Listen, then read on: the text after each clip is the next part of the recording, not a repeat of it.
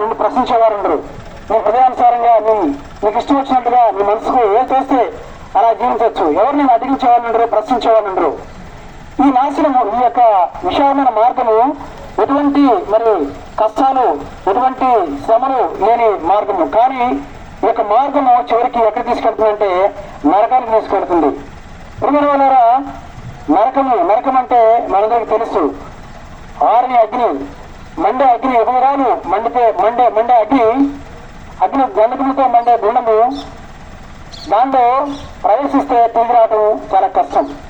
ప్రియమైన వాళ్ళారా, నువ్వు జన్మత ప్రతి లోకన మాటకు వస్తే ఈ లోకన పుట్టిన ప్రతి మానవుడు కూడా ఈ జన్మత విశాల మార్గంలో వెళ్ళేవాడుగా ఉంటాడు.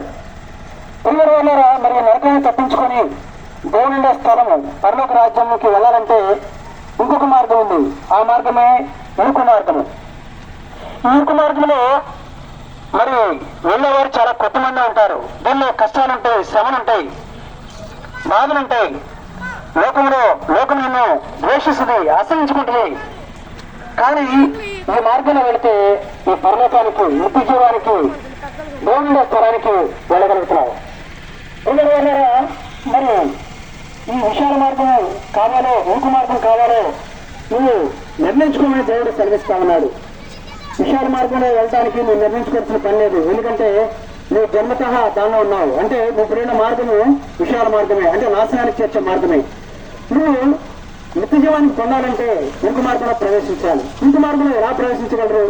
మనంతరం మనంగా ఆ యొక్క ఇంకు మార్గంలో పరలోకానికి చేర్చే మార్గంలో ప్రవేశపెట్టడానికి ఆయన ఈ లోకానికి వచ్చాడు.